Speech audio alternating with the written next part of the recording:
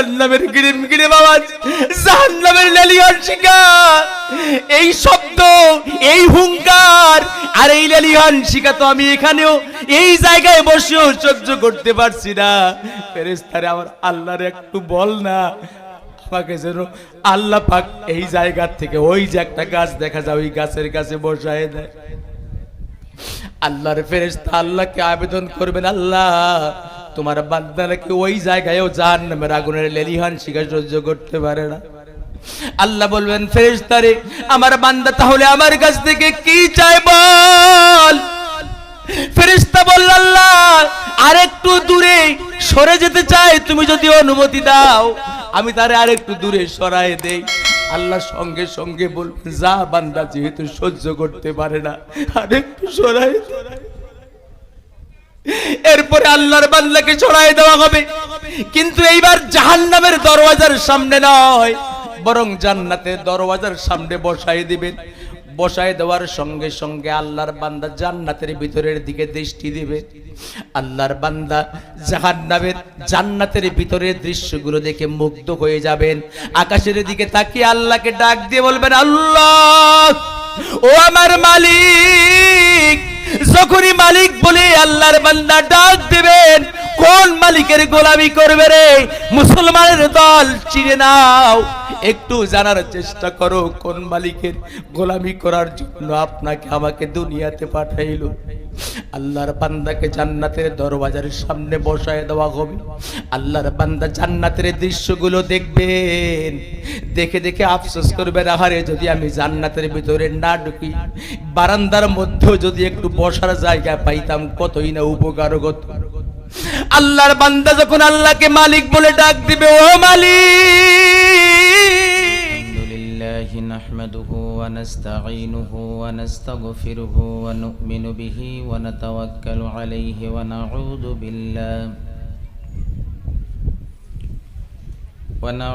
বিল্লাহি মিন শুরুরি আনফুসিনা ওয়া মিন সাইয়্যাতি আ'মালিনা। من يهده الله فلا مضل له ومن يضلله فلا هادي له.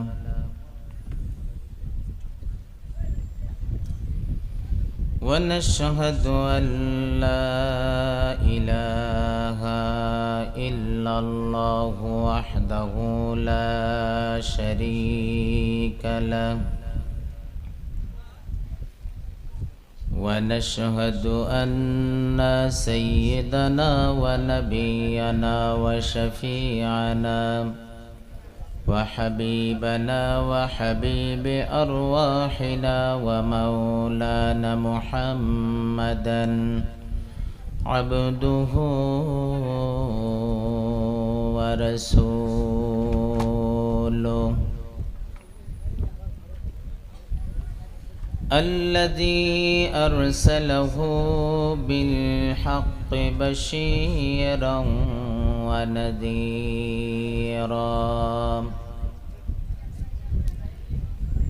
وداعيا إلى الله بإذنه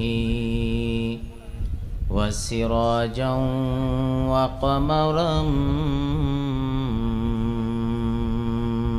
منيرا.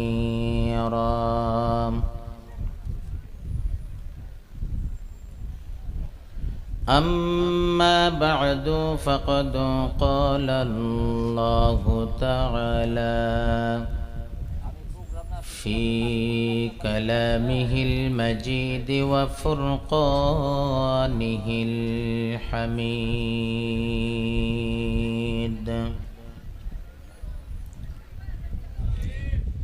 আজকে ভূমিকায় কোনো কথা নয়, কারণ এখন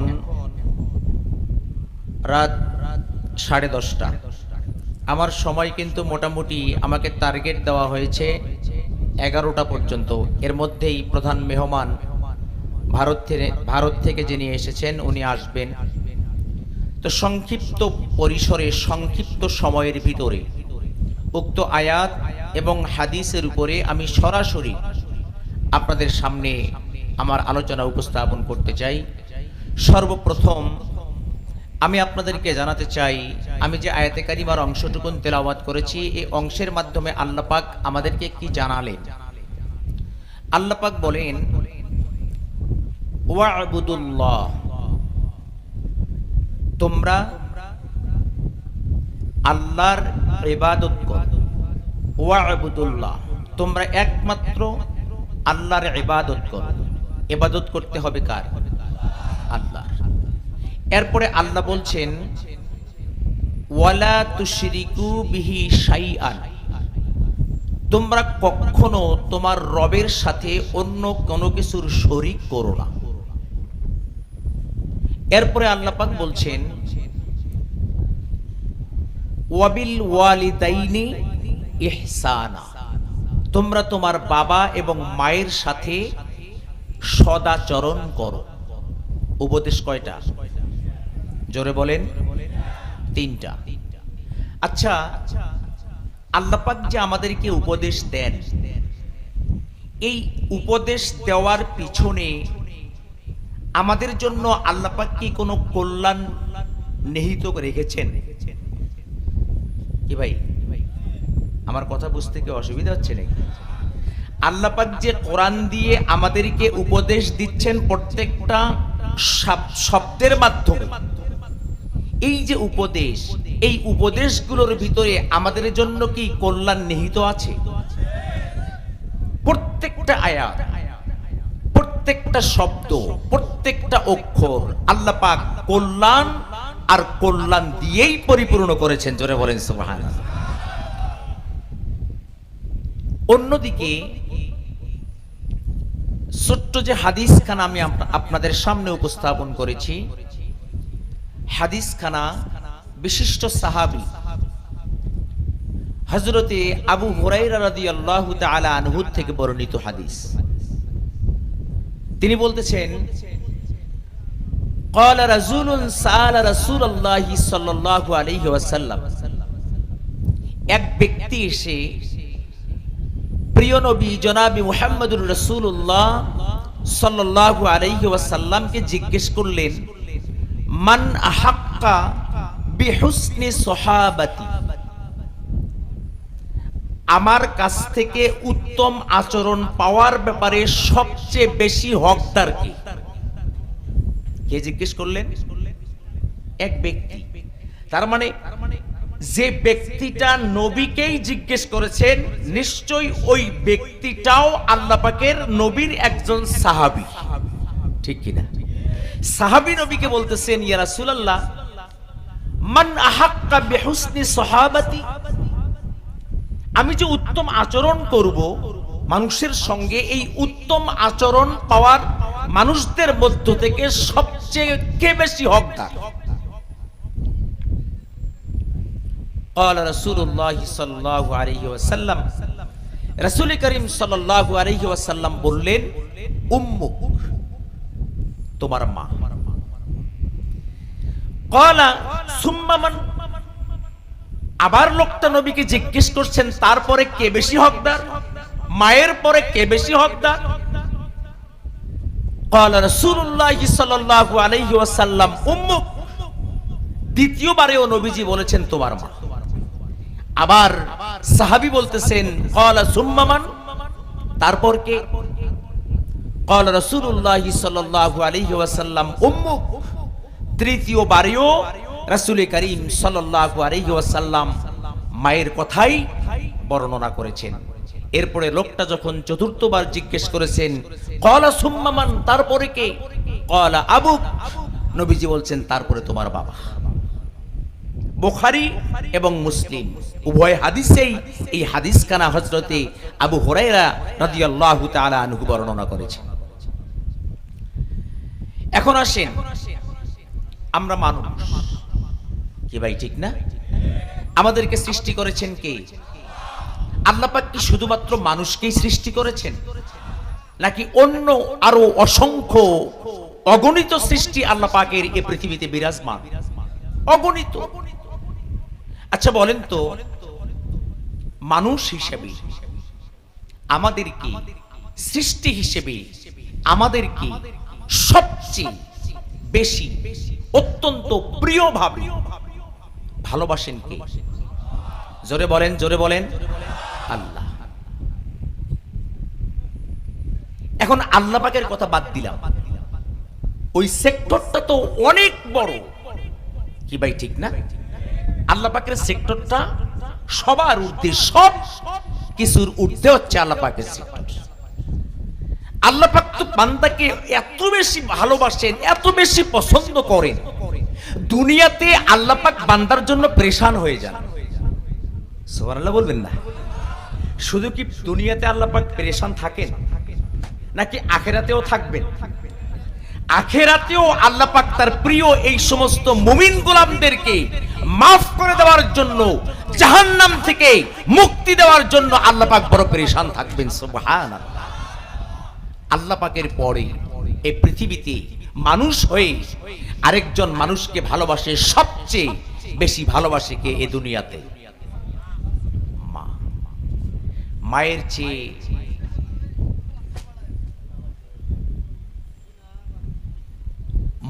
চেয়ে এই পৃথিবীতে আপন, এত বেশি আপন পৃথিবীতে কোনো মানুষের জন্য থাকতে পারে না। মায়ের চেয়ে আপন পৃথিবীতে কেউ নাই।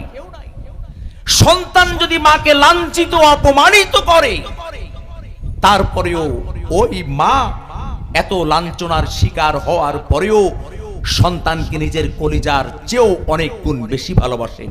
জোরে বলেন সুবহানাল্লাহ।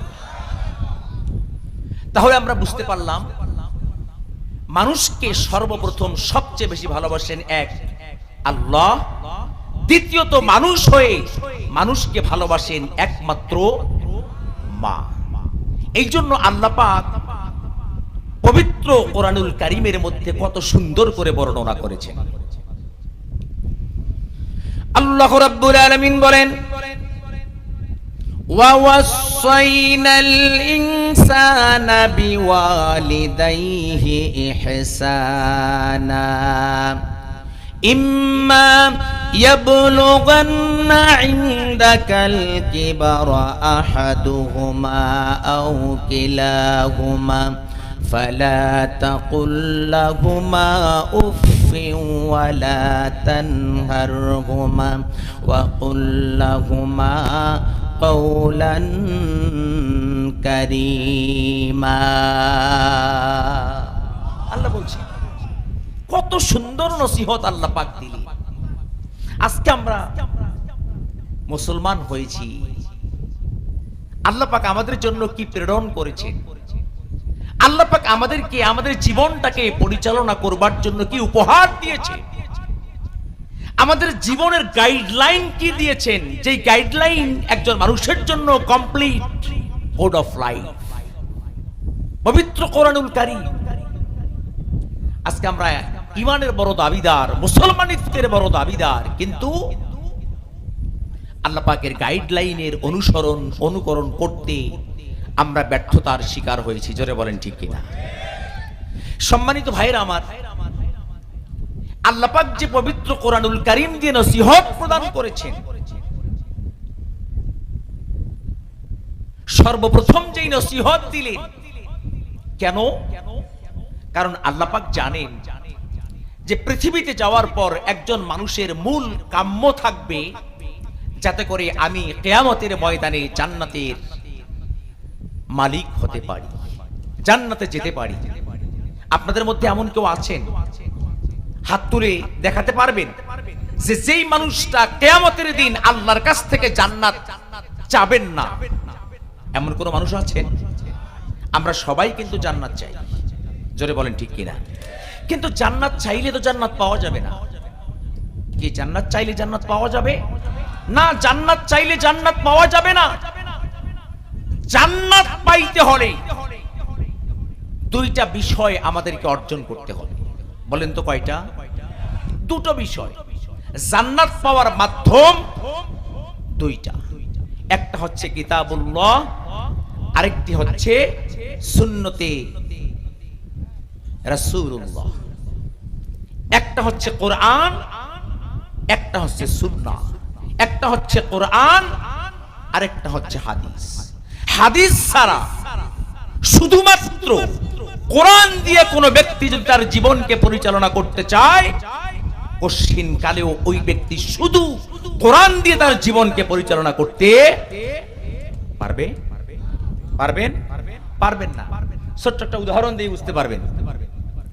শুধু যে কোরআন দিয়ে জীবন চলবে না, শুধু যে কোরআন দিয়েই জীবনকে সাজানো যাবে না, তার উজ্জ্বল একটা দৃষ্টান্ত, সেটা হচ্ছে আল্লাহ পাক ইবাদতের কথা বলেছেন। যে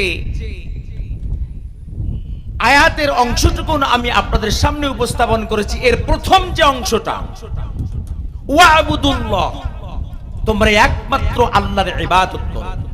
আচ্ছা বলেন তো, এই ইবাদতের মধ্য থেকে, এই ইবাদতের মধ্য থেকে সবচেয়ে দামি, সবচেয়ে উৎকৃষ্ট ইবাদত, তার নাম কি?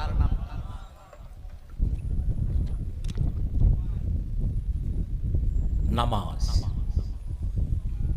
আচ্ছা, আমি দাবি করতেছি আমি কোরআন দিয়ে আমার জীবনকে পরিচালনা করব। আল্লাহ পাক আমাদেরকে ইবাদত করার জন্য পাঠিয়েছেন। মা খলাকতুল জিন্না ওয়াল ইনসা ইল্লা লিয়াবুদুন। আমি মানুষ এবং জিন জাতিকে সৃষ্টি করে পৃথিবীতে পাঠিয়ে দিয়েছি শুধুমাত্র, কেবলমাত্র, একমাত্র আমি আল্লাহর ইবাদত ছাড়া অন্য কোনো উদ্দেশ্যে নয়। আর ইবাদতের মূলে হলো, সর্বোৎকৃষ্ট ইবাদত হলো নামাজ। আল্লাহ পাক কোরআনে কি বলেছেন? আকিমুস সালাত ওয়ারকাউ মা'আর রাকিঈন।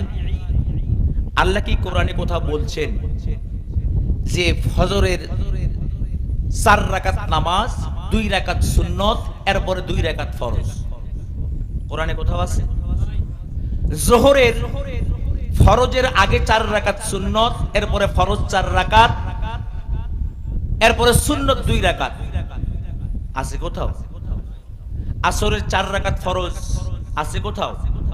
মাগরিবের 3 রাকাত ফরজ, আছে কোথাও? এশার 4 রাকাত ফরজ, আছে কোথাও? আল্লাহ শুধু অর্ডার করেছেন তোমরা নামাজকে প্রতিষ্ঠিত করো, ঠিক কিনা? কিন্তু কোন নামাজ, কত রাকাত, কত রাকাত সুন্নত, কত রাকাত ফরজ, এর কোন বিশদ বিশ্লেষণ কোরআনের মধ্যে আছে? নাই। কয়েকদিন আগে, কথাটা না বললেই নয়, এই মাত্র কয়েকদিন আগে একটা বক্তব্য ভাইরাল হয়েছিল আমাদের বাংলাদেশে। বক্তব্যটা দিয়েছিলেন নায়েবে আমিরুল মুজাহিদিন আল্লামা মুফতি ফয়জুল করিম দামাত বারকাতুহুমুল আলিয়া শাইখে চরমনে। বলেছিলেন যে শুধুমাত্র কোরআন দিয়ে নিজের জীবন পরিচালনা যারা করতে চায়, এটা হচ্ছে শুভঙ্করের ফাঁকি। কারণ কোরআন দিয়ে জীবন, শুধুমাত্র কোরআন দিয়ে জীবন চলবে না, কোরআনের সঙ্গে সুন্নাহও থাকতে হবে। আর এইটাকে কাটছাট করে এমন ভাবে বিরূপ প্রতিক্রিয়া বাংলাদেশের মানুষের সামনে তৈরি করা হয়েছিল, নায়েবে আমিরুল মুজাহিদিনকে প্রশ্নের মুখোমুখি দাঁড় করানো হয়েছিল। বলা হয়েছিল উনি কোরআনকে মানতে চান না, কোরআনকে অবমাননা করেছেন। জোরে বলেন নাউযুবিল্লাহি মিন যালিক। এখন আপনারাই বলেন, এই যে নামাজের কথা আল্লাহ পাক বলেছেন, কোন নামাজ কত রাকাত, কত রাকাত সুন্নত, কত রাকাত ফরজ, কত রাকাত নফল, কত রাকাত ওয়াজিব, কোরআনে তো কোথাও নেই। তাহলে আমি নামাজটা পড়বো কেমনে? কোরআনের ওই আয়াতের ব্যাখ্যা, কোরআনের ওই আয়াতের বিশ্লেষণ স্বয়ং বিশ্বনবী সরকারে দু আলম জনাবে মুহাম্মদুর রাসূলুল্লাহ সাল্লাল্লাহু আলাইহি ওয়াসাল্লাম হাদিস দ্বারা তার উম্মতদেরকে বর্ণনা করেছেন। এজন্য শুধুমাত্র কোরআন নয়, কোরআনের সঙ্গে হাদিস। এজন্য রাসূল করিম সাল্লাল্লাহু আলাইহি ওয়াসাল্লাম তিনি বিদায়ের সময়, দুনিয়ার থেকে বিদায়ের সময় বলে গিয়েছিলেন, ও আমার উম্মতেরা, আমি চলে যাওয়ার পর তোমাদের জন্য দুটো জিনিস রেখে গেলাম, মূল্যবান সম্পদ রেখে গেলাম। তোমরা যদি এই দুটি সম্পদকে আঁকড়িয়ে ধরতে পারো, তাহলে জীবনে তোমরা পথভ্রষ্ট হবে না। 1 নাম্বার হলো কোরআন, 2 নাম্বার হলো হাদিস। সম্মানিত ভাইরা আমার, আল্লাহ রাব্বুল আলামিন মানুষদেরকে জান্নাত দিতে চান, আল্লাহ রাব্বুল আলামিন কোন বান্দাকে বিপদে ফেলতে চান না। জোরে বলেন ঠিক কিনা? আল্লাহ রাব্বুল আলামিন যে বিধান দিয়েছেন, এই বিধানের মাধ্যমে আল্লাহ পাক বান্দার উপরে উপর্যস্ত, ওই বান্দার উপরে জবরদস্তি করে কোনো কিছু চাপায়াও দেন নাই। জোরে বলেন ঠিক কিনা? দিয়েছেন নাকি? আল্লাহ দিয়েছেন। আমরা সহ্য করতে পারবো না এমন কোন বিধান আল্লাহ পাক আমাদেরকে দিয়েছেন? দেন নাই। আল্লাহ পাক আমাদের সহনশীল যেই সমস্ত বিষয়, যেগুলো আমরা সহ্য করতে পারবো, আঁকড়িয়ে ধরতে পারবো, সেগুলোই আমাদের উপরে চাপিয়ে দিয়েছেন। এর বই অন্য কিচ্ছু আল্লাহ পাক চাপিয়ে দেন নাই। জান্নাত যে আপনি পেতে চান, এই জান্নাত পেতে হলে কোরআনুল কারীমের মাধ্যমে আল্লাহ পাক জান্নাতের রাস্তাগুলো যে বাতায়ে দিয়েছেন, এগুলো আমাদেরকে অনুসরণ করতে হবে। সেই জান্নাত পাওয়ার রাস্তা সমূহের মধ্য থেকে অন্যতম রাস্তা এই জায়গার এই আয়াতের মাধ্যমে তিনটা বিষয় বর্ণনা করা হয়েছে। একটা হচ্ছে আল্লাহর সঙ্গে, দুইটা হচ্ছে আল্লাহর সঙ্গে সম্পৃক্ত, আর একটি হচ্ছে নিজের বাপ মায়ের মধ্যে সম্পৃক্ত। ঠিক না? ওয়া'বুদুল্লাহ, তোমরা একমাত্র আল্লাহর ইবাদত করো। ওয়ালা তুশরিকু বিহি শাইআন, তার সঙ্গে অন্য কাউকে শরীক করো না। ওয়াবিল ওয়ালিদাইনি ইহসানা, আর তোমরা কি করো? বাপ মায়ের সাথে ইহসান করো, পিতামাতার সাথে উত্তম আচরণ করো।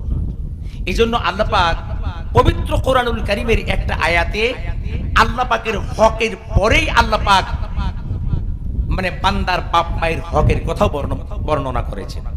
কি করেন নাই?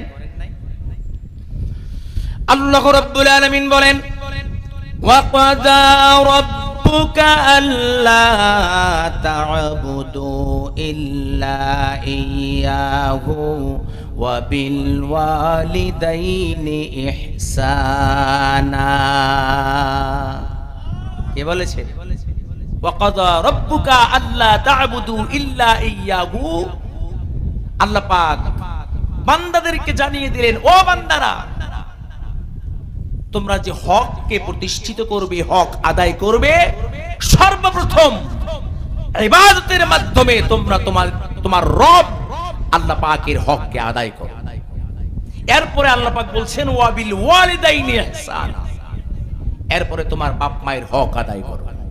আল্লাহর পরেই, আল্লাহর দাসত্বের পরেই প্রত্যেকটা মানুষের বাপ মায়ের প্রতি সদাচরণ করার গুরুত্ব আল্লাহ পাক পবিত্র কোরআন দিয়ে বান্দাকে এবং বান্দিকে জানিয়ে দিয়েছে। সম্মানিত ভাইরা আমার, আল্লাহ রাব্বুল আলামিন আমাদেরকে যে ইবাদত করার জন্য দুনিয়ার জমিনে প্রেরণ করেছেন, আল্লাহ রাব্বুল আলামিন গোলামি করার জন্য আমাদেরকে পাঠিয়েছেন। এই যে আমরা গোলামি করব, যে আল্লাহর গোলামি করব, সেই আল্লাহর সঙ্গে আমাদের বন্ধুত্বের কোনো সম্পর্ক নাই। জোরে বলেন ঠিক কিনা? আল্লাহকে চিনি না, তাই না? আল্লাহকে চিনি কিভাবে বলেন তো? আল্লাহকে চিনি আমরা? আল্লাহকে চিনি না তো। চিনি কেমন? চিনি কতটুকু?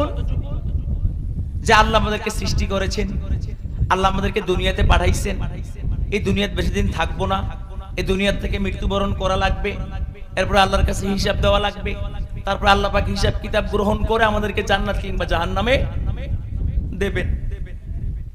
এই এতটুকু জানি। কিন্তু আল্লাহ পাক কেমন রব, আল্লাহ পাকের পরিচয়টা কি? আমরা যে আল্লাহ পাকের ইবাদত করব, তার সঙ্গে যে কাউকে সমকক্ষ তৈরি করব না, তাহলে সমকক্ষ তৈরি করতে হলে, মানে সমকক্ষ তৈরি না করতে হলে এবং আল্লাহ পাকের মানে প্রভুত্বকে স্বীকার করতে হলে তার পরিচয়টা আমাদেরকে আগে জানা দরকার। কি ঠিক না? এ দুনিয়াতে যার সঙ্গে যার বেশি পরিচয় থাকে, তার সঙ্গে তার সম্পর্কটাও বেশি গাঢ় হয়, বেশি গভীর হয়। আর পরিচয় নাই, সম্পর্ক গাঢ় নাই। কি ভাই ঠিক না? আজকে দেখবেন, যাক অধিক আমি উদাহরণ দেব না, সময় অনেক লাগবে, সময় যেহেতু খুব কম, সংক্ষিপ্ত ভাষায় বলতে হবে। তাহলে আল্লাহর সঙ্গে পরিচয় থাকতে হবে। সর্বপ্রথম আল্লাহ পাকের গোলামি করতে হলে, তার কথা মতো চলতে হলে তাকে আগে চিনতে হবে। আল্লাহ আমার কেমন রব, আল্লাহ পাক তো পবিত্র কোরআনুল কারীমের ভিতরে বলেছেন, ইয়া আইয়ুহাল ইনসান মা গররাকা বিরব্বিকাল কারীম। হে মানব মণ্ডলী, কিসে তোমাকে তোমার রব থেকে দূরে ঠেলে দিল, সরাই দিল, তোমার কারীম রব থেকে? এই যে কারীম রব, আল্লাহ হচ্ছেন কারীম। কারীম কারে বলা হয়? এক কথায় এর জবাবটা দিতে গেলে বলতে হয় যে কারীম তাকে বলা হয় যে শুধুমাত্র যিনি দেন, নেন না। বলেন তো কারীম কারে বলা হয়? যিনি শুধু দেন কিন্তু কিছু নেন না, তিনি হচ্ছেন কারীম। আল্লাহ আমাদেরকে দুনিয়াতে দিচ্ছেন, কিয়ামতের ময়দানেও দেবেন, কিন্তু আমাদের কাছ থেকে কিছু নেবেন না। তিনি হচ্ছেন কারীম। সম্মানিত ভাইরা রে আমার, আল্লাহ রাব্বুল আলামিন কেমন কারীম রব শুনেন। আল্লাহ রাব্বুল আলামিন বান্দার জন্য কেমন পেরেশান হয়ে যান। আজকের এই দুনিয়ার জমিনের বুকে আল্লাহর নবী কত সুন্দর দৃষ্টান্ত উপস্থাপন করেছেন। আল্লাহর নবী বলেছেন, সাহাবায়ে কেরামদের সামনে উপস্থাপন করলেন, কারীম রব কারে বলা হয় তোমরা কি জানো? আল্লাহর নবীর সাহাবীরা বললেন, ইয়া রাসূলুল্লাহি আল্লাহু আ'লামু ওয়া রাসূলুহু, আল্লাহ এবং তার রাসূল ভালো জানেন, আমরা তো জানি না। আল্লাহর নবী বলেন, শোনো তাহলে কারীম রব কারে বলা হয়। আল্লাহ রাব্বুল আলামিন কত সুন্দর করে বর্ণনা করেছেন। আল্লাহর নবী সেই কথা ব্যাখ্যা দিতে গিয়ে বলেন, তোমাদের মধ্য থেকে একজন ব্যক্তি অনেক দূর সফর করবে, হিজরত করবে, 1 মাসের পথ অতিক্রম করে চলে যাবে। এই মানুষটা 1 মাসের পথ পাড়ি দেওয়ার জন্য যতটুকুন খাদ্য, যতটুকুন বস্ত্র, যতটুকুন টাকা, যতটুকুন পয়সা গ্রহণ করা দরকার, যেই বাহনটা দরকার সব কিছু গোছায় নিয়েছে। আল্লাহর নবী বলেন, সাহাবীরা শোনো, আল্লাহর বান্দা তার প্রয়োজনীয় সব কিছুকে বহন করে নিয়ে আল্লাহর বান্দা বাড়ির থেকে বের হয়েছে। 1 দিন 2 দিন 3 দিন করতে করতে 15 দিন পর্যন্ত পথ অতিক্রম করার পর আল্লাহর ওই বান্দা বড় পেরেশান হয়ে গিয়েছেন, বড় ক্লান্ত শ্রান্ত হয়ে গিয়েছেন। আল্লাহর নবী বলেন, শুনো, ওই বান্দা পেরেশান হওয়ার পরে মনে মনে চিন্তা করলেন, এই যে 15 দিনের পথ আমি অতিক্রম করে করে এত দূর পর্যন্ত চলে আসলাম, শারীরিক ক্লান্তিটুকুন দূর করার জন্য আমাকে একটু বিশ্রামের প্রয়োজন। আল্লাহর বান্দা বিশ্রাম নেওয়ার জন্য তার সমস্ত কাপড় চোপড়, টাকা পয়সা, খাদ্যবস্তু যা কিছু সাথে করে নিয়েছে, একটা ঘোড়া নিয়েছে বা একটা গাধা নিয়েছে। ওই গাধার পৃষ্ঠে সবগুলো মালামাল রেখেছেন। গাধাটাকে কিংবা ঘোড়াটাকে বেঁধে রেখেছেন। বেঁধে রাখার পর আল্লাহর বান্দা গাছের একটা ছায়ার নিচে বিশ্রাম নেওয়ার জন্য, শারীরিক ক্লান্তি দূরীভূত করার জন্য গাছের মধ্যে হেলান দিয়ে শুয়ে পড়েছেন। এই ক্লান্ত শরীর নিয়ে যখন একটু শুয়ে চোখ বন্ধ করেছেন, হঠাৎ আল্লাহর বান্দার ঘুমটা ভেঙে গেছে, ঘুম ধরে গেছে। আল্লাহর নবী বলেন, শোনো, এই বান্দা এমন ঘুম পেয়েছে, এক ঘুমে কয়েক ঘন্টা অতিবাহিত হয়ে গিয়েছে। আল্লাহর বান্দা বলতে পারে না। কিছুক্ষণ পর বা কয়েক ঘন্টা পর যখন বান্দার চোখ খুলেছে, চোখ খুলে দেখে যে আল্লাহর বান্দার সামনের ওই গাধাও নাই, তার যেই সমস্ত খাদ্যবস্তু নিয়েছেন তার একটা কিছু নাই, সবকিছু হারায় গেছে। আল্লাহর নবী সাহাবায়ে কেরামদেরকে জিজ্ঞেস করলেন, তোমরা বলো তো, এমন পরিস্থিতিতে আল্লাহর বান্দা যখন ঘুম থেকে উঠে দেখতে পেল তার ঘোড়াও নাই, তার খাদ্য, তার বস্ত্র যা কিছু নিয়েছে, মাল সামান নিয়েছেন, একটাও নাই, ওই মুহূর্তে আল্লাহ পাকের বান্দার অবস্থানটা কেমন হয়ে যাবে বলতে পারবেন? 30 দিনের পথ অতিক্রম করবেন, মনে করেন কোনো গাড়ি ঘোড়া নাই, কিচ্ছু নাই, আপনি টাকা পয়সা জানিয়েছেন, খাবার দাবার জানিয়েছেন, একটা ঘোড়ার পৃষ্ঠে আরোহণ করে কাপড় চোপড়, খাওয়া দাওয়া যা আছে সমস্ত সরঞ্জাম নিয়ে রওনা করেছেন। 15 দিনের পথ অতিক্রম করার পর ক্লান্ত শরীরটাকে শান্তিতে নিয়ে আসার জন্য একটু বিশ্রাম নেবেন। বিশ্রাম নিতে গিয়ে 15 দিনের পর, তার মানে মাঝপথে আপনি গেছেন। এই মাঝপথে যাওয়ার পর আপনার ঘোড়াও নাই, আপনার টাকা পয়সাও নাই, আপনার মাল সামানও নাই, সব হারিয়ে গেছে। এই অবস্থায় আপনার অবস্থাটা কেমন হবে? এত করুণ পরিস্থিতি, এত বেশি পেরেশান একটা মানুষের জীবনে অন্য কোনো কাজে আর আসতে পারে না। আল্লাহর নবীর সাহাবীরা বললেন, ইয়া রাসূলুল্লাহ,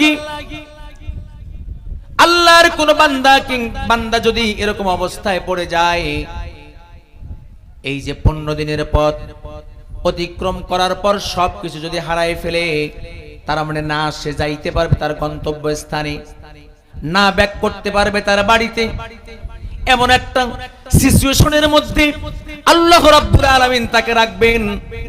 এই যে পেরেশানির যে অবস্থানটা হবে একজন মানুষের জীবনে, এর চেয়ে বড় পেরেশানি তার জীবনে আর অন্য কোন সেক্টরে থাকতে পারে না। আল্লাহর নবী বলেন, শোনো, তোমার রব, আমার মালিক আল্লাহ রাব্বুল আলামিন যে কারীম রব, এই কারীম রবটা কেমন, এই দৃষ্টান্ত দিতে গিয়ে আল্লাহর নবী বলেছেন, আল্লাহর বান্দা যখন আল্লাহকে ভুলে যায়, আল্লাহর বান্দা যখন আল্লাহর ইবাদত করতে চায় না, আল্লাহর বান্দা যখন আল্লাহ পাকের কাছ থেকে পৃষ্ঠ প্রদর্শন করে অন্যদিকে হাঁটতে শুরু করে, এই যে একজন সওয়ারি 15 দিনের পথ অতিক্রম করার পর তার উট, তার সবকিছু মাল সামান সবকিছু হারিয়ে ফেলার পর ওই বান্দা যেমন পেরেশান হয়ে যায়, আল্লাহর তেমন একজন বান্দা যদি আল্লাহর ইবাদত না করে জাহান্নামের পথের দিকে পা বাড়ায়, আল্লাহ রাব্বুল আলামিন ওই সওয়ারির চেয়েও আল্লাহ পাক ওই বান্দার জন্য বেশি পেরেশান হয়ে যান। জোরে বলেন সুবহানাল্লাহ। আল্লাহর বেশি, লক্ষ লক্ষ কোটি কোটি গুণ বেশি পেরেশান হয়ে যান। আল্লাহ বলতে থাকেন, কতক্ষণে আমার বান্দা বুঝবে, বান্দা এই গুনাহের পথ থেকে, জাহান্নামের পথ থেকে ফিরে আসবে।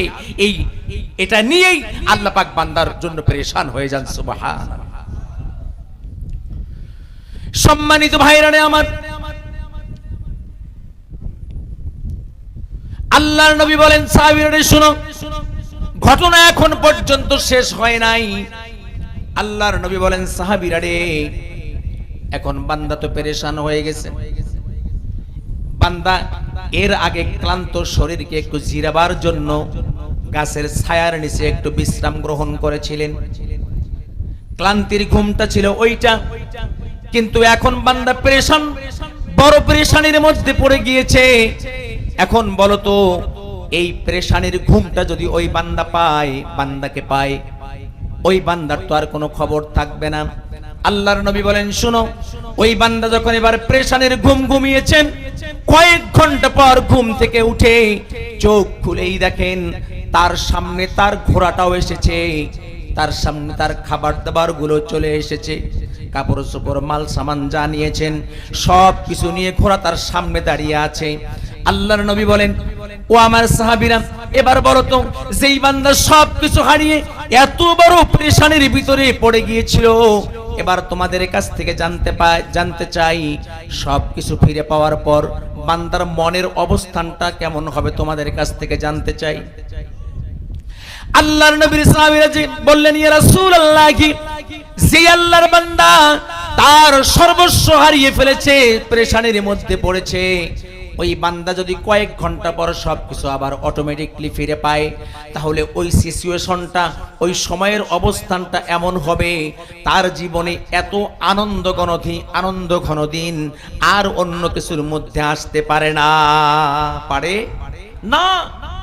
যে বান্দা সবকিছু হারালো, না পারছে যেতে তার গন্তব্যস্থানে, আর না পারছে ওই আল্লাহর বান্দা তার নিজস্ব বাসভবনে, কি একটা পেরেশান। এই পেরেশানির পর পেরেশানির ঘুমটা যখন এসেছে, ঘুম থেকে জেগেই যখন দেখলো যে আমার সবকিছু তো আমার সামনে হাজির, এর চেয়ে আনন্দ ঘন মুহূর্ত একজন মানুষের জীবনে দ্বিতীয় কোনো কিছুতে আসতে। আল্লাহর নবী সাহাবায়ে কেরামদেরকে ডাক দিয়ে বললেন, সাহাবীরা শুনো, বান্দা সব কিছু হারিয়ে ফেললো, পেরেশানির ঘুম বান্দা আসলো, আবার ঘুম থেকে উঠে যখন সবকিছু ফিরে পেল, ওই ফিরে পাওয়ার সঙ্গে সঙ্গে আল্লাহর বান্দা এত বেশি খুশি হয়ে গেছেন। আল্লাহর নবী বলেন ঠিক তেমনি আল্লাহর যেই বান্দা গুনাহের পথে চলতে থাকে, আল্লাহর বান্দা আল্লাহর কথা শুনতে চায় না, আল্লাহ পাকের বান্দা বান্দিরা আল্লাহর দাসত্ব গ্রহণ করতে চায় না, আল্লাহর গোলামি করতে চায় না, শয়তানের প্ররোচনায় পড়ে জাহান্নামের পথে পা বাড়াইতে থাকে। এই বান্দা যখন মানে হাঁটতে হাঁটতে 1 বছর 2 বছর 5 10 20 বছর 30 বছর 40 বছর 50 বছর যদি অতিক্রান্ত হয়ে যায়, আর আল্লাহর বান্দা যদি মৃত্যুর পূর্ব মুহূর্তে এটা বুঝতে পারে যে এটা আমার আসল পথ নয়, এটা আমার আসল মত নয়, আসল পথ তো হলো আল্লাহর জান্নাতের পথ। জোরে বলেন ঠিক কিনা?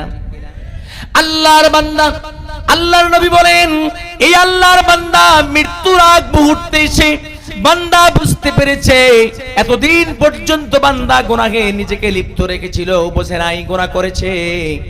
আল্লাহর নবী বলেন যখনই বান্দা বুঝতে পারলো, গুনাহের পথ থেকে নিজেকে ফিরায় নিল, ফিরায় নেওয়ার সঙ্গে সঙ্গেই আল্লাহ রাব্বুল আলামিন ওই যে আগন্তুক ওই পথচারী তার সবকিছু ফিরে পাওয়ার পর যেমন খুশি হয়েছেন, আল্লাহর একজন গুনাহগার বান্দা জাহান্নামের পথে পরিচালিত বান্দা যখন জান্নাতের দিকে কেবলমাত্র মুখ করেছে, আল্লাহ পাক ওই পথিকের চেয়ে ওই বান্দার উপর আরো কোটি গুণ বেশি খুশি হয়ে যায়। আল্লাহ পাক আমার কেমন কারিম রব, আল্লাহ আমার কেমন কারিম রব, একবার চিন্তা করেন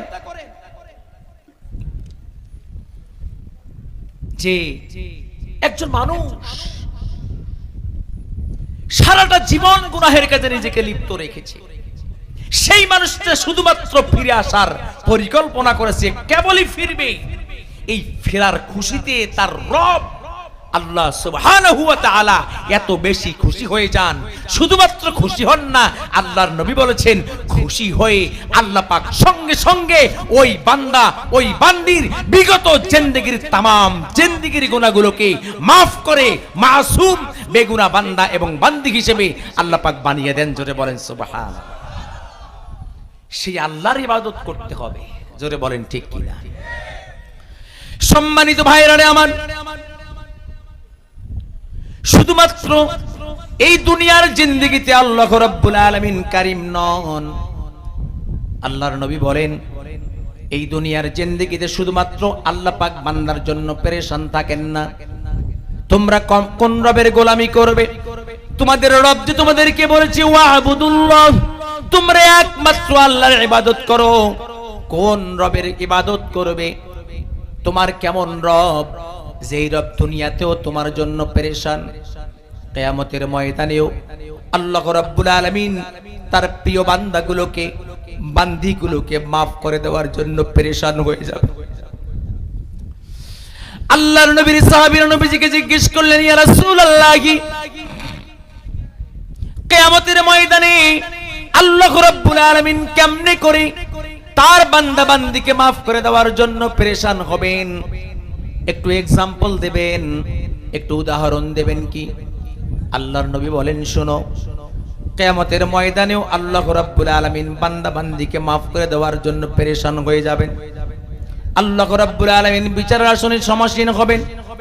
যেই দিন আল্লাহ রাব্বুল আলামিন সিংহাসনে বসবেন, সিংহাসনে বসে সর্বপ্রথম যেই ভাষণ আল্লাহ রাব্বুল আলামিনের জবান থেকে বের হবে, আল্লাহ বলবেন, লিমানিল মুলকুল ইয়াউম লিল্লাহিল ওয়াহিদিল কাহ্হার। আল্লাহ রাব্বুল আলামিন এই কঠিন কিয়ামতের ময়দানে বলবেন, ও আমার বান্দারা, ও আমার বান্দিরা, দুনিয়ার জিন্দেগিতে তোমরা রাজত্ব কায়েম করেছিলে, দুনিয়ার জিন্দেগিতে বলেছিলে আজকের রাজত্ব আমার, রাজত্ব তো আমার, সবকিছু আমার। কিন্তু আজকের এই কঠিন কিয়ামতের ময়দানে তোমরা বলো তো রাজত্ব কার?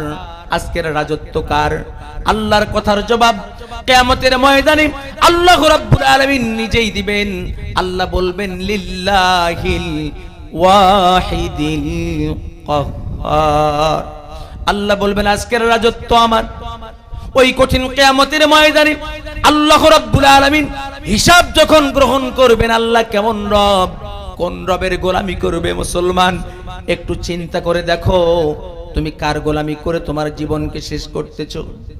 এমন কিছুর গোলামি করো না যেই গোলামির কারণে কিয়ামতের ময়দানে আল্লাহ রাব্বুল আলামিন তোমার উপরে রাগান্বিত হয়ে তোমাকে জাহান্নামের অতল গহ্বরে নিক্ষেপ করবেন। এমন গোলামি দুনিয়ার জিন্দেগিতে করো না, এমন গোলামি দুনিয়ার জিন্দেগিতে করো না। আল্লাহ পাক কিয়ামতের ময়দানে বান্দাকে maaf করে দিবেন। আল্লাহ পাক বান্দা বান্দিকে maaf করে দেওয়ার জন্য পেরেশান হয়ে যাবেন। আল্লাহর নবীর সাহাবীরা যখন জিজ্ঞেস করলেন, ইয়া রাসূলুল্লাহ, কিয়ামতের ময়দানে আল্লাহ পাক তার বান্দাকে, তার বান্দিকে কেমনে maaf করবেন আপনার কাছ থেকে জানতে চাই। আল্লাহর নবী বলেন, শোনো, কিয়ামতের ময়দানে এমন কিছু বান্দা উঠবেন, আল্লাহ রাব্বুল আলামিন ওই বান্দাকে ডাকবেন, বান্দাকে ডাকবেন, মানুষের সামনে অসম্মান করবেন না। জোরে বলেন সুবহানাল্লাহ। কিয়ামতের ময়দান লক্ষ লক্ষ নবীরা থাকবেন। কিয়ামতের ময়দান লক্ষ লক্ষ নবীদের উম্মতরা থাকবেন। ওই উম্মতদের সামনে আল্লাহ রাব্বুল আলামিন তার গুনাহগার বান্দাকে অসম্মান করবে না। আল্লাহর নবী বলেন, শোনো, ওই কঠিন কিয়ামতের ময়দানে আল্লাহ রাব্বুল আলামিন এমন কিছু বান্দাকে নিজের কাছে ইশারা করে ডাকবেন, বান্দা এদিকে আয়। সুবহানাল্লাহ বলতে ইচ্ছে করে না। আল্লাহ বলবেন, ইশারা করবে না, আয় ও বান্দা। আস্তে করে ইশারায় ডাক দিবেন। আল্লাহ ডান দিকে তাকাবেন, বাম দিকে তাকাবেন, আমার দিকে কেউ তাকিয়ে আছে নাকি, বা আমার ওই বান্দার দিকে কেউ তাকিয়ে আছে নাকি, যাতে করে কেউ টের না পায়।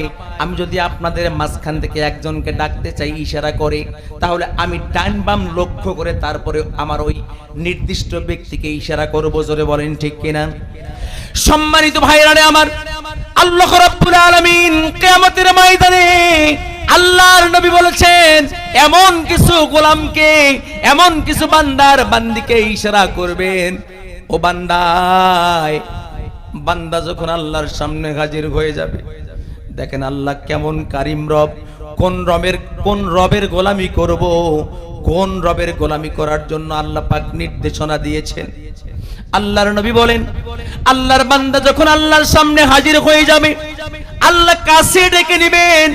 আল্লাহ যে বান্দার সঙ্গে গুনাহ করেছে বান্দা, তারপরেও বান্দাকে অসম্মানিত করবেন না, সম্মানটা খোয়াবেন না। আল্লাহ রাব্বুল আলামিন যে বান্দার সঙ্গে কথা বলবেন, যাতে করে কিয়ামতের ময়দানের কোনো মানুষও এই আল্লাহর কথাগুলো, বান্দাকে বলা কথাগুলোকে যেন শুনতে না পায়, সে বিষয়ে আল্লাহ নিজেই সতর্কতা অবলম্বন করবেন। জোরে বলেন সুবহানাল্লাহ। আল্লাহর নবী বলেন, শুনো, ওই কঠিন কিয়ামতের ময়দানে আল্লাহ রাব্বুল আলামিন বান্দাকে কাছে টান দিয়ে, একবারে কাছে টান দিয়ে নিয়ে আল্লাহ পাক তার কুদরতি মুখখানা ওই গুনাহগার বান্দার কানের কাছে লাগাই দিবেন। লাগাই দিয়ে বলবেন, বান্দারে, তোরটা বলছিলাম, তোরে না কিতাব দিয়েছিলাম কমপ্লিট কোড অফ লাইফ হিসেবে। আল্লাহর নবী বলেন, শোনো, কিয়ামতের ময়দানে আল্লাহ রাব্বুল আলামিন তার কুদরতি জবানখানা ওই জাহান্নামী বান্দার কানের কাছে লাগাইয়া দিয়া আল্লাহ রাব্বুল আলামিন বান্দাকে মহব্বত করে ডাক দিবেন আর বলবেন, বান্দারে,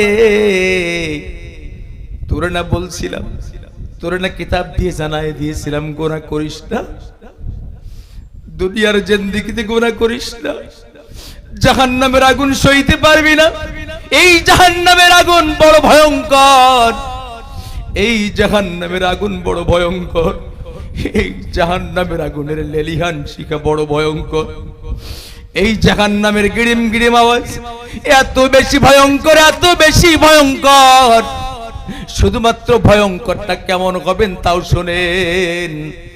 আল্লাহর নবী বলেছেন, সর্বশেষ জাহান্নাম থেকে যেই মুমিন বান্দাকে উঠানো হবে, আল্লাহর জান্নাতের পুরস্কারে পুরস্কৃত করা হবে। আল্লাহর নবী বলেন, আল্লাহ রাব্বুল আলামিন হিসাব গ্রহণ করে যখন সিংহাসন থেকে উঠবেন, উঠে চলে যাবেন, আল্লাহ পাক সিংহাসন থেকে দাঁড়িয়ে তার নজর পড়ে যাবে জাহান্নামের দিকে। জাহান্নামে তাকিয়ে দেখবেন একজন জাহান্নামের ভিতরে হাবুডুবু খাচ্ছে, কিন্তু আল্লাহ পাক দেখতেছেন তার আমল নাই, নেক আমল নাই, শুধুমাত্র গুনার গুনাহ। এত বেশি গুনাহ করেছে, গুনার কারণে জাহান্নামে পড়ে গিয়েছে, কিন্তু তার কপালের মধ্যে ঈমানের নূর দেখা যায়। জোরে বলেন সুবহানাল্লাহ। আল্লাহর নবী বলেন, শোনো, আল্লাহ পাকের দৃষ্টি গিয়ে পড়বে ওই জাহান্নামের দিকে। আল্লাহ বলবেন, এখনো আমার একজন মুমিন বান্দা জাহান্নামে জ্বলে, আমি তো মানতে পারি না। আল্লাহর নবী বলেন, ওই কঠিন কিয়ামতের ময়দানে আল্লাহ রাব্বুল আলামিন ওই জাহান্নামের কাছে নিজেই যাবেন, জাহান্নামের দরওয়াজার সামনে গিয়ে বলবেন, বান্দারে, তুই গুনাহ করছিলি, জাহান্নামে পড়েছিস। ও বান্দা, গুনাহ করতে নিষেধ করছিলাম, বান্দা গুনাহ করছিলি কেন? যদি গুনাহ না করতি রে গোলাম, এই জাহান্নামে তোরে নিক্ষেপ করা হতো না। আল্লাহ আমাদেরকে মাফ করে দাও। আল্লাহ আমাদেরকে মাফ করে দাও। আল্লাহর নবী বলেছেন, শুনো, আল্লাহ পাক ওই জাহান্নামের কাছে গিয়ে জাহান্নামের দরওয়াজার সামনে বলবেন, বান্দারে, গুনাহ না করলে তোরে জাহান্নামে নিক্ষেপ করা হতো না। যা বান্দা, তোরে একটা চান্স দিলাম। আল্লাহ রাব্বুল আলামিন বান্দার কাছে গিয়ে বলবেন, বান্দারে, তোরে একটা সুযোগ দিলাম। আল্লাহ বলবেন, বান্দারে, তোর কিছু চাওয়ার আছে নাকি? আল্লাহর বান্দা বলবেন, আল্লাহ, আমি তোমার কথা দুনিয়ার জমিনে মানতে পারি নাই। আল্লাহ, যে কারণে জাহান্নামী হয়েছি, তোমার কাছে বেশি কিছু চাই না। যেই জাহান্নামের মধ্যে তুমি আমারে ফালাইছো, এই জাহান্নামের দগ্ধতা আমি সহ্য করতে পারি না।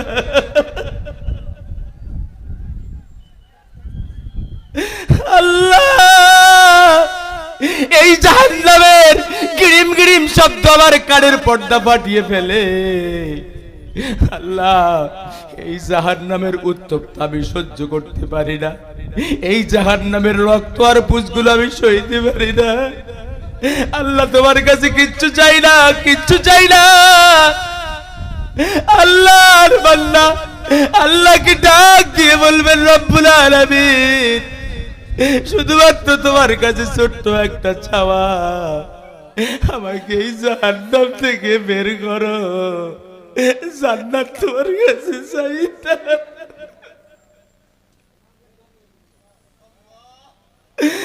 আল্লাহ, তোমার কাছে জান্নাত চাই না। আমি তোমার এই জাহান্নামের আগুন সহ্য করতে পারছি না মালিক। ও মালিক, আমারে শুধু জাহান্নাম থেকে বের করো। এই জাহান্নামের বারান্দার সামনে একটা গাছ দেখা যায়, ওই গাছের নিচে বসায় দাও। আল্লাহ সঙ্গে সঙ্গে নবী বলেন, সঙ্গে সঙ্গে আল্লাহ রাব্বুল আলামিন ফেরেশতাকে বলবেন, বান্দাকে উঠাও, জাহান্নাম থেকে উঠাও। বান্দাকে জাহান্নাম থেকে উঠানো হবে, গাছের নিচে বসায় দেওয়া হবে। বসাই দিয়ে আল্লাহ রাব্বুল আলামিন চলে যাবেন। আর আল্লাহর বান্দা কিছুক্ষণ পরে আকাশের দিকে তাকিয়ে বলবেন, আল্লাহ। সঙ্গে সঙ্গে আল্লাহ ডাকটা শুনতে পাবেন। জোরে বলেন সুবহানাল্লাহ। আল্লাহ রাব্বুল আলামিন ফেরেশতাকে বলেন, ফেরেশতারে, যেই বান্দাকে জাহান্নাম থেকে বের করলাম, শুধুমাত্র চেয়েছে জাহান্নাম থেকে বের হয়ে জাহান্নামের দরওয়াজার সামনে বাইরে থাকবে, আমি তার চাওয়া পূর্ণ করেছি। বান্দা কেন আমার আবার ডাকলো? জানা, একটু শোন না, বান্দা কি কয়, একটু আমারে জানা। বান্দা আমারে কি কয়? আমার বান্দা কেন আমারে আবার ডাক দেয়? সঙ্গে সঙ্গে আল্লাহর ফেরেশতা চলে যাবে। আল্লাহর বান্দাকে বলবেন, ও বান্দা, আবার আল্লাহরে ডাকুস কেন? আল্লাহর বান্দা বলবেন, নবী বলেছেন, কিয়ামতের ময়দানে আল্লাহর ওই বান্দা ডাক দিয়ে বলবেন, বের হইলাম, জাহান্নামের গিরিম গিরিম আওয়াজ, জাহান্নামের লেলিহান শিকার, এই শব্দ, এই হুঙ্কার আর এই লেলিহান শিকা তো আমি এখানেও এই জায়গায় বসেও সহ্য করতে পারছি না। ফেরেশতারে আমার আল্লাহর একটু বল না, আমাকে যেন আল্লাহ পাক এই জায়গা থেকে ওই যে একটা গাছ দেখা যায় ওই গাছের কাছে বসায় দেয়। আল্লাহর ফেরেশতা আল্লাহকে আবেদন করবেন, আল্লাহ তোমার বান্দা নাকি ওই জায়গায়ও জাহান্নামের আগুনের লেলিহান শিখা সহ্য করতে পারে না। আল্লাহ বলবেন, ফেরেশতারে আমার বান্দা তাহলে আমার কাছ থেকে কি চায় বল। ফেরেশতা বলল, আল্লাহ আরেকটু দূরে সরে যেতে চাই, তুমি যদি অনুমতি দাও আমি তারে আরেকটু দূরে সরায় দেই। আল্লাহ সঙ্গে সঙ্গে বলবেন, যা বান্দা যেহেতু সহ্য করতে পারে না আরেকটু সরায় দে। এরপরে আল্লাহর বান্দাকে ছড়াই দেওয়া হবে, কিন্তু এইবার জাহান্নামের দরওয়াজার সামনে নয়, বরং জান্নাতের দরওয়াজার সামনে বসাই দিবেন। বসাই দেওয়ার সঙ্গে সঙ্গে আল্লাহর বান্দা জান্নাতের ভিতরের দিকে দৃষ্টি দিবে। আল্লাহর বান্দা জান্নাতের ভিতরের দৃশ্যগুলো দেখে মুগ্ধ হয়ে যাবেন। আকাশের দিকে তাকিয়ে আল্লাহকে ডাক দিয়ে বলবেন, আল্লাহ ও আমার মালিক। যখনই মালিক বলে আল্লাহর বান্দা ডাক দেবেন, কোন মালিকের গোলামি করবে রে মুসলমানের দল, চিনে নাও, একটু জানার চেষ্টা করো কোন মালিকের গোলামি করার জন্য আপনাকে আমাকে দুনিয়াতে পাঠাইলো। আল্লাহর বান্দাকে জান্নাতের দরওয়াজার সামনে বসায় দেওয়া হবে। আল্লাহর বান্দা জান্নাতের দৃশ্যগুলো দেখবেন, দেখে দেখে আফসোস করবেন, আহারে যদি আমি জান্নাতের ভিতরে না ঢুকি, বারান্দার মধ্যেও যদি একটু বসার জায়গা পাইতাম কতই না উপকার হতো। আল্লাহর বান্দা যখন আল্লাহকে মালিক বলে ডাক দিবে, ও মালিক, আল্লাহ সঙ্গে সঙ্গে আবার ওই ফেরেশতাকে পাঠাবেন। পাঠানোর পর আল্লাহ থাকতে পারবে না, কারণ ওই আল্লাহর বান্দা আল্লাহকে এমন ভাবে ডাক দিয়েছে, আল্লাহর কুদরতি দিলে ধাক্কা লেগেছে, আল্লাহ নিজেই যাবেন বান্দার কাছে। বান্দাকে বলবেন, বান্দারে কি ব্যাপার, যা চাইছিলি তাই তো তোরে দিয়েছি, এখন আবার কি চাস, আমার কাছে কি চাওয়ার আছে বল। আল্লাহর বান্দা বলবে, আল্লাহ তোমার জান্নাত যে এত সুন্দর আমি জানতাম না, আমার দিলটা চাই তবে জান্নাতের ভিতরে নয়, ছোট্ট একটা শেষ চাওয়া, আল্লাহ তোমাকে কথা দিলাম আর দ্বিতীয়বার চাবো না, এই ছোট্ট চাওয়াটা পূর্ণ করো। আল্লাহ বলবেন, বান্দারে বলতে তোর কি ছোট্ট চাওয়াটা। আল্লাহর বান্দা বলবেন, ও আল্লাহ জান্নাতের বারান্দার সামনে, বারান্দার মধ্যে যদি আমাকে বসার একটু জায়গা করে দিতাম। আল্লাহর বান্দা এই কথা বলবেন আর জান্নাতের দিকে তাকাবে। আল্লাহ জিজ্ঞেস করবেন, বান্দারে বারবার তাকাস কেন, তুই কি জানিস ওই জান্নাত কার জন্য আমি বরাদ্দ রাখছি? আল্লাহর বান্দা বলবেন, না আল্লাহ আমি তো জানি না। আল্লাহ কেমন কারিম রব, শোনো গোলাম, ও আল্লাহর গোলাম ভালো করে শুনে নাও, আল্লাহ কেমন কারিম রব, কোন রবের গোলামি করব। আল্লাহ বলবেন, বান্দা বারবার তাকাস কেন? আল্লাহর বান্দা বলবে, আল্লাহ দিল চাই। আল্লাহ জিজ্ঞেস করবেন, ও বান্দা তুমি কি জানো ওই জান্নাত কার জন্য আমি বরাদ্দ করেছি? আল্লাহর বান্দা বলবেন না।